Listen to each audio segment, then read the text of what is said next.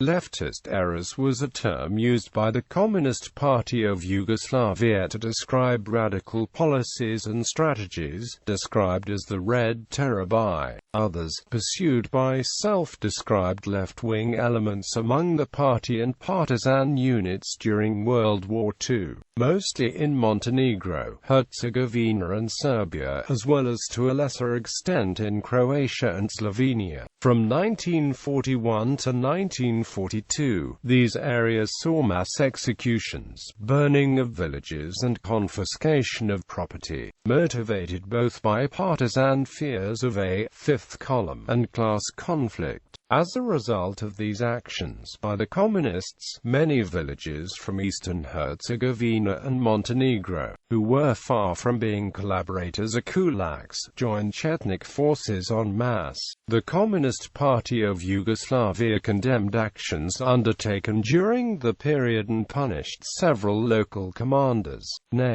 This policy was also referred to as leftist deviation and left-wing deviation, left errors of sectarian deviations. In Titoist dogma after World War II, this policy was referred to as the mistakes of the left, or left deviations, while the others referred to it as Red Terror. This policy is sometimes referred to as the second stage.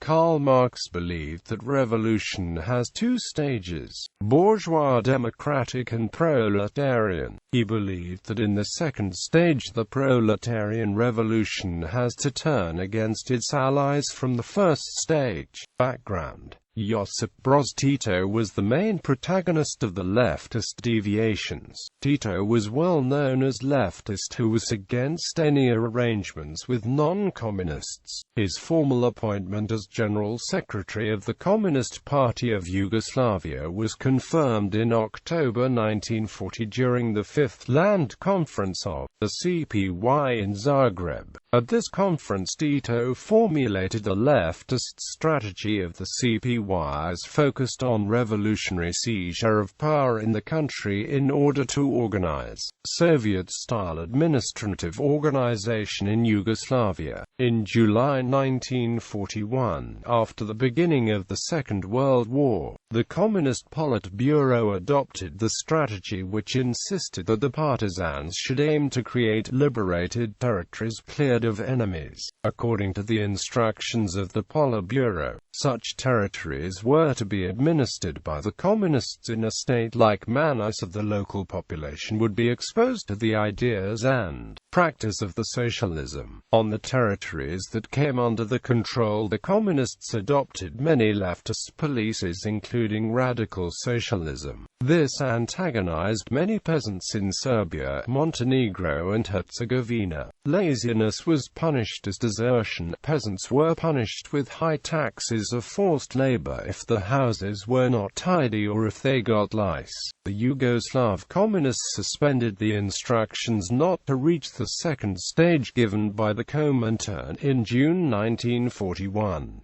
Because they ignored instructions from Moscow, the leadership of CPY could not find a modus vivendi with other resistance movement, the Chetniks of Mihailovich, because they could put in danger communist revolutionary action. That is why Tito rejected Soviet pleas to cooperate with Chetniks and insisted on carrying on with the communist revolution. Montenegro. In June 1941, the Regional Committee of CPY for Montenegro, Bocar and Sandak issued a proclamation inviting people to final liquidation of capitalist system. Leftist errors policy was pursued in Montenegro since August, while its intensity was increased since September 1941.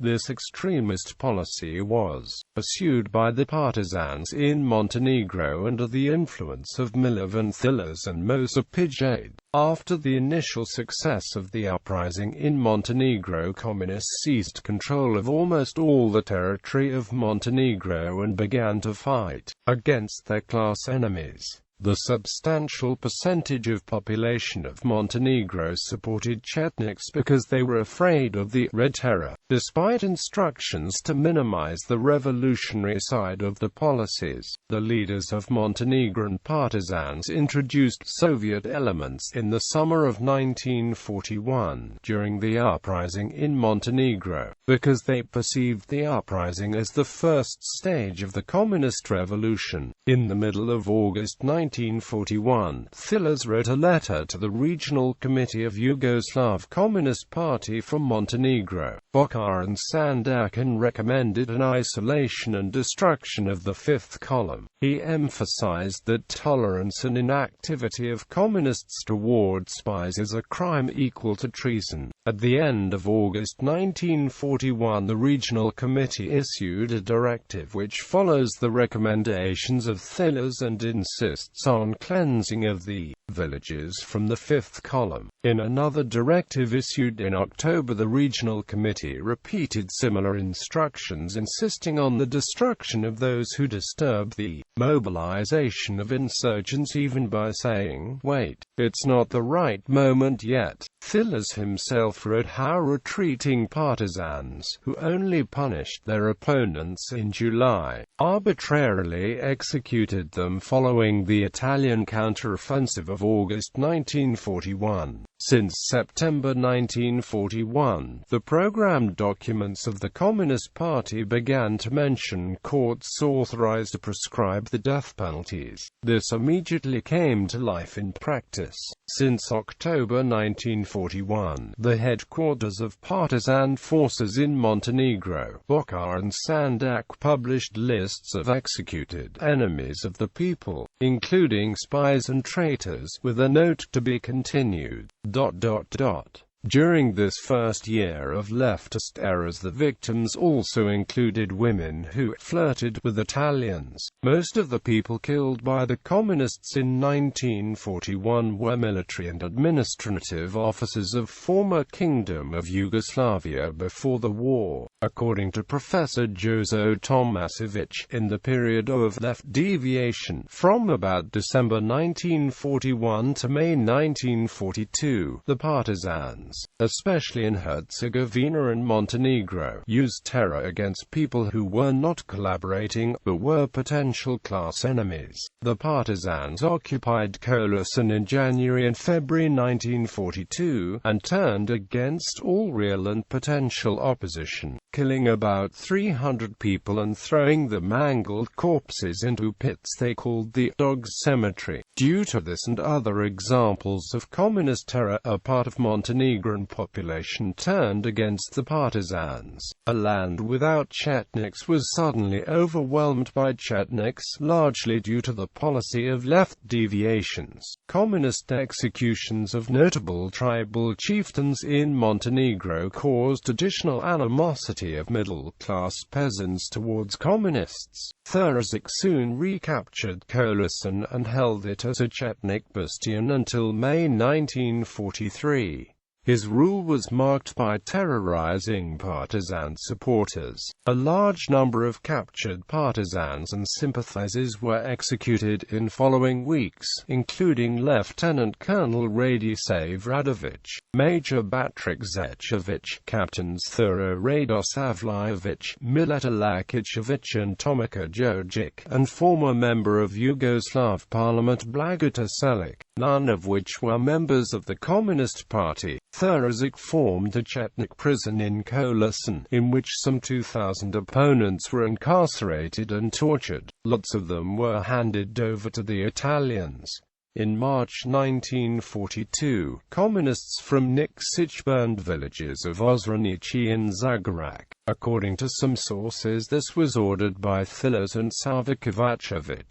In the period between the beginning of the uprising in Montenegro and the middle of 1942, communists killed between 500 and 624 people in Montenegro, most of them during armed conflict. Serbia. In September 1941, partisans in Serbia established the Republic of Uzis, a short-lived military mini-state with its administrative center in Uzis.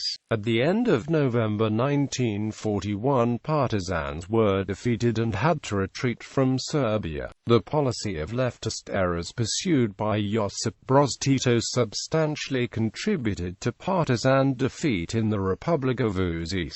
Because of the repression of the communists and their intention to carry on with communist revolution, the population of Serbia also turned against the uprising and communist insurgents. At the beginning of December 1941, the communists moved from Serbia to Bosnia and joined the comrades who had already left Montenegro, Herzegovina. In January and February 1942 alone, partisans executed 250 people in Eastern Herzegovina because they were accused of belonging to Fifth Column. In Herzegovina alone, the total number of civilians murdered by communists in 1941-42 was probably around 500.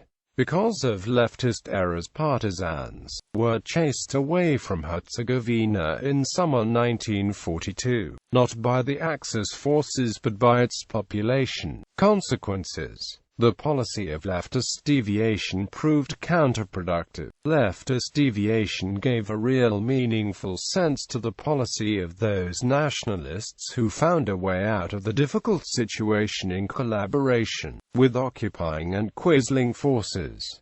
Red Terror antagonized most of the peasantry and angered the Soviet Union. As a result of the communist actions, villages from Eastern Herzegovina and Montenegro, who were far from being collaborators or kulaks, joined Chetnik forces en masse. Propaganda. The songs and mottos were composed to promote the policy of leftist deviations. The verse of one of them was, "Partisans, prepare machine guns, to greet the king and Englishmen." The partisan slogan, "Death to fascism, freedom to the people, a new greeting. Red Army is with us, the victory is ours." Major exponents. The major exponents of this policy included Milovan Thilas, Ivan Milutinovic and Boris Kidrich.